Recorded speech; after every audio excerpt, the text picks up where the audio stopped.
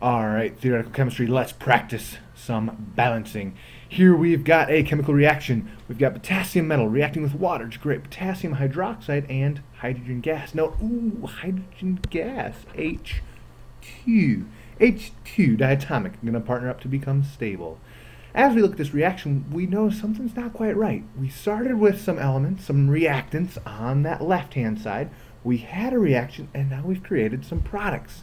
And we know that during a chemical reaction, atoms can't just spring into existence. They can't just get sucked out of existence. They must come from somewhere and go somewhere else.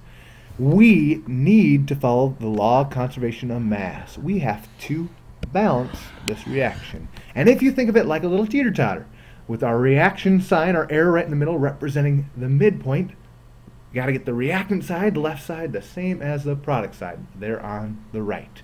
So let's go ahead and let's try to balance this reaction. Now we can pick any element we want to try to balance it. For this guy, let's pick potassium. Why not? Right now we've got one potassium on the reactant side. How many on the product side? Looks like on this right-hand side we've got one potassium. Okay, well, they're good. One potassium, bada bing, bada boom, you're good to go. In the next element, potassium, we're good. Pick a different one. Let's try our hydrogen. Well, we've got two hydrogen on the reactant side. We have 1, 2, 3 on the product side. Ooh, that's ugly. Well, we can't make 2 into 3, so let's go ahead, let's make this an even number. Let's make this H, the one that's giving us the most trouble, let's make that an even. Easiest way to do that, let's double it.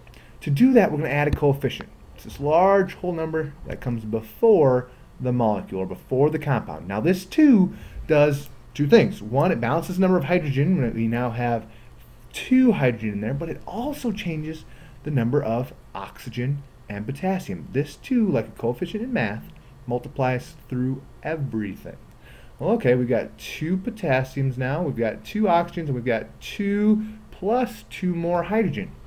On the product side now, we've got 1, 2, 3, 4 hydrogen. So what are you going to have to multiply that water by to make it 4 hydrogen? Well, we'd have to multiply it by a 2. But that 2 doesn't go just to the hydrogen. We've got 4 hydrogen now. It also gives us 2 oxygens. Wait a minute. On the product side, we have 2 times 1 gives us 2 oxygens as well. Well, we've got 2 potassiums. We're so close. We've got 2 potassiums down the product side. We've only got 1 on the reactant side. So we're going to put in a 2 in front of that potassium to get it to balance up. These coefficients are going to balance our chemical reactions. We've got 2 potassiums reacting with 2 water molecules to create 2 potassium hydroxides and 1 molecule of hydrogen gas. All right, there's an example for you. You go ahead and give it a shot, or watch on to see another example.